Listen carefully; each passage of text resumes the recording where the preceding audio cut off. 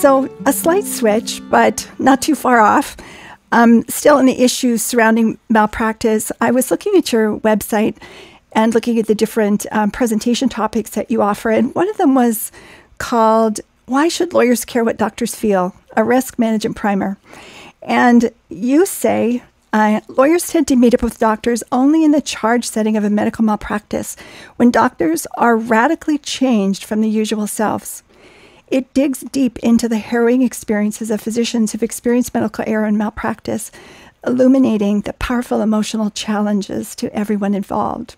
Take us inside that subject and answer the question that you've asked, why you think lawyers should care what doctors feel. Well, one thing, I think there's a general sense of why do people go into healthcare? And certainly when I think about doctors, they often think, well, they go in, for the money, the prestige. And that stereotype is really a holdover from the 1950s. And that is long gone. And I'll tell you, all the folks who wanted to go into healthcare and medicine for that, they've long since decamped to Wall Street. It's much easier. You can do an MBA in 2 or 3 years. You don't have to be up all night, sleep in dirty sheets, and people vomit on your shoes, and you can make a good salary. I mean, why would anyone go into healthcare now with the debt and the long hours, unless you really, really, really wanted to do it? There's no other reason to go into it. And so the people who go into it now, are really committed. And I see the students and residents and the nursing students, and there's not a bad apple in that group. I mean, sometimes the training puts them through things that makes them worse off than when they start. And that's our job as educators to avoid that. But I think everyone goes in for the right reasons. And once you're there, the stress of doing the right thing for your patients, of worrying that you might harm them, is so powerful. Like, our super ego is worse than any possible punishment. And I think it's evident if someone is crying in a deposition, it's because not just the fear of losing everything, but just the emotions of having been a participant in harm to the patient, whether inadvertent or not. Harming your patient, it's like harming your child or your pet. It is just the worst thing that could happen.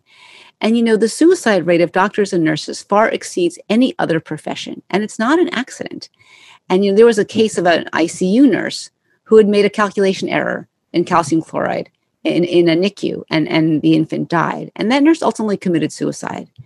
And there's many parts to it. It's not such a simple thing, but I think we can all recognize the devastating feel that if you have participated in some way in the death of a patient, when you go into this field, not for money and not for fame or fortune, but to help patients, that alone is so powerful. And I don't know if our colleagues in the legal field really understand that. And I think they maybe have a taste of it now. There's been so many profiles of the ICUs during COVID to see what the experience is of caring for patients who are sick and dying. It's so powerful. And they saw for the first time, this is the first time that it's been in the newspapers. How do healthcare workers, how do paramedics feel about their patients, and nurses and doctors? We've never seen that before. And we only had this sort of stereotype that really, these arrogant doctors and these, busybody nurses and it doesn't really capture that. So I think understanding the emotional side of who does this, why we do it, and then what happens when there's an error. We cry at depositions because we're devastated. And we're devastated first and foremost that we harmed a patient. And I think we're, of course, worried about the lawsuit itself, but, we're most concerned and most destroyed if we've in any way harmed our patients. That was very beautifully said. Well said. And really reflects the experience of everybody I know that's been through this process. So I'm also just want to go back to something you said, that the arrogant doctors and the, careless nurses, because it's interesting because just a couple of weeks ago, I recorded a podcast with a lawyer, and her advice to doctors is basically get off your high horse. Don't think you're above anybody else. You're no better than the rest of us. And another lawyer said, all the nurses do is stand around the desk and talk about the next trip to Hawaii. Man, where do they go to get their care? I mean, come to my hospital. I mean, it's funny because, yes, people do chat and maintain a camaraderie, but that is not it at all. Are there some doctors on high horses? Yeah, there are a few, but most people, and you can see in COVID, were not on any high horse at all. They were doing their level best. And that's the way it is all the time, even when we're not in a pandemic. It's not as intense, but that's still what we're doing mainly. Not on I haven't seen a high horse, not in primary care clinic. I mean, maybe elsewhere, but not where I work. Sure. So when you're saying, lawyers tend to meet doctors in that very charged situation, and lawyers are saying doctors are really defensive and difficult in that situation. Is your translation of that then that doctors are just defending they're just trying to stay alive? They're devastated, honestly, and trying to stay alive in the midst of a very difficult adversarial conversation. I would just like to give everybody some understanding and compassion for each other here, if it's possible. I don't think, the primary emotions that come through, if there's been harm to your patient, it's incredible shame. There's guilt, and guilt is about the thing that happened. Shame is about you. It's your whole persona comes shattering down. And that's a very different emotion. Guilt prods us to make amends, to fix things, make things better. Shame makes us want to hide and weep. But of course, when you're in the middle of a deposition, you can't hide. You're dragged out in the middle of this most shameful moment. And so I think the way we react defensively, maybe it comes off arrogantly, is a response to this profound shame and hurt. And I think we feel like such failures that we should quit, that we're complete imposters. If we can harm our patients, even inadvertently, we're just not safe to be out there. And that emotion is so powerful and so overrides the, 10 steps to know what to do when you've been sued kind of advice that you get. And so when lawyers see us at the deposition, we're at our worst. You're seeing all the irrational defenses come up because we are terrified and so profoundly ashamed of what happened. And if you see glib behavior, it is a compensation. I don't think it's the primary way that doctor or nurse is actually feeling. One of the goals of this podcast is to educate and inform with great respect for both professions, because they're both necessary professions. And I so appreciate your insight into both sides of things. And, you're actually the first doctor this podcast is relatively new, and you're the first doctor that I've had the opportunity to interview.